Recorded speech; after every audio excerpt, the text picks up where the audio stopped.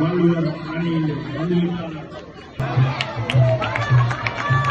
ஒரு நிகழ்ச்சி கௌசலர் வள்ளுவர் அறநெறி பாடசாலை மட்டக்கும்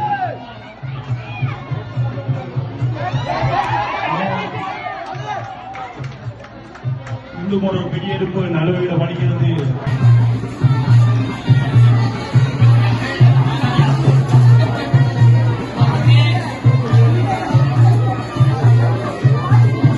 இன்னைக்கு 38 3 விக்கெட் இழப்பிற்கு பொன்னம்பல வாணேஸ்வரர் அணியினர்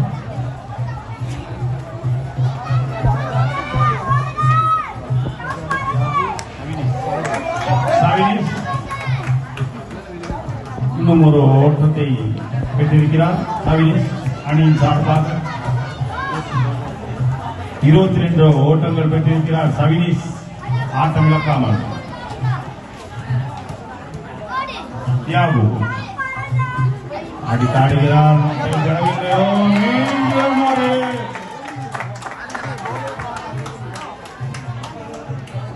தவறான களத்தடுப்பு என்று கூற முடியும். விக்கெட் காப்பாளர் சிறந்த முறையில் பந்தை நழுவடிக்கிறார். 4 ஓட்டங்கள் பெறப்படுகிறது. மொத்த ஓட்ட எண்ணிக்கை 43 ஓட்டங்கள்.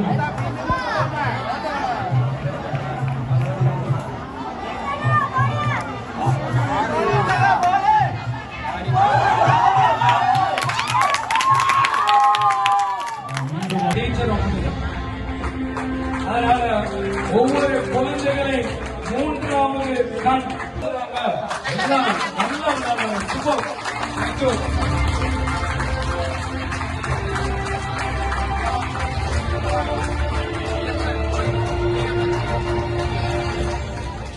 அன்புக்குரிய அறநெறி மாணவர்களே, ஆன்மீகத்தை பயிலுங்க.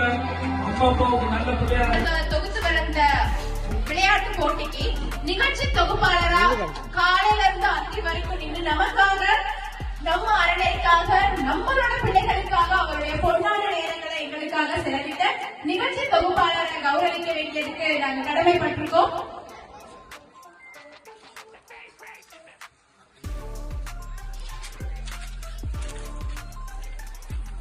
சங்கத்தமிழ் இந்து மன்ற ஆசிரியர் திருமதி எஸ் சுமதி ஆசிரியர் அன்புடன் அழைக்கின்றோம்.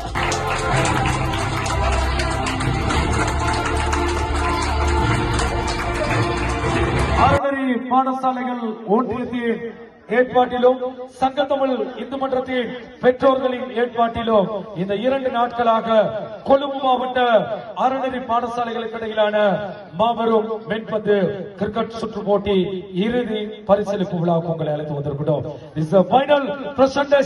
இனி நாங்கள் இறுதி பரிசளிப்பு விழாவுக்கு முன்னதாக ஒரு சில முக்கிய வார்த்தைகளோடு நாங்கள் இறுதி பரிசீலிப்பு விழாவுக்கு செல்கின்றோம். 105க்கும் மேற்பட்ட அறநெறி பாடசாலை தலைநகரிலே பதிவு செய்யப்பட்டிருக்கின்றது. திரு பன்னீர்செல்வம் கொழும்பு மாநகர சபை உறுப்பினர் அவர்களே, இந்த 105 அறநெறி பாடசாலைகளிலே நிகழ்காலத்திலே ஞாயிறு தோறும் சிறந்த முறையிலே இயங்கிக் கொண்டிருக்கின்றது 35 பாடசாலைகள் என்பதை நீங்கள் மறந்துவிடக் கூடாது. அந்த 35 பாடசாலைகளும் 22 பாடசாலைகள் தெரிவு செய்திருந்தோம். அந்த 22 பாடசாலைகளிலும் 16 பாடசாலைகள் தான் வருகை தந்திருந்தார், விண்ணப்பங்களை அனுப்பி வைத்திருந்தார்கள். அதிலும் 14 பாடசாலைகள் தான் விளையாடி இருந்தார்கள். இதுதான் உண்மை, இதுதான் யதார்த்தம்.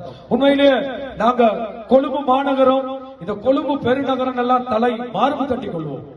கொழும்பு தான் எங்களுடைய கேபிட்டல் சிட்டி அப்படி ஆங்கிலத்தில் சொல்லும். ஆனா கொழும்புல இருக்கின்ற 105 அறநெறி பாடசாலைகளில் 35 இயங்குதுன்னா எங்களுடைய ஆன்மீகம், எங்களுடைய இந்து சமயம் எங்கே போய் கொண்டிருக்கின்றது என்பதை நீங்கள் தான் யோசித்துக் கொள்ள வேண்டும், நான் தான் யோசிக்க வேண்டும். எனவே நாங்கள் மாட கோபுரத்தை கட்டி மகா கும்பாபிஷேகங்களை நடத்தி வீதி முழுவதும் ஆடம்பரங்களை செய்வதன் மூலம் அதால் கிடைப்பது பிரயோசனம் என்ன என்பதை உருக்கணம் சிந்தித்து பாருங்கள். எத்தனையோ அறநெறி பாடசாலை மாணவர்கள் இப்பொழுதும் கூட எத்தனையோ பிரச்சனைக்கு மத்தியில் இந்த இடத்துல இருக்கிறார்கள்.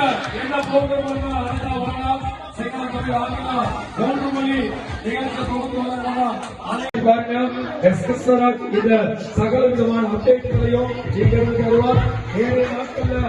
செய்திகள் உங்களுக்கு உடனுக்குடன்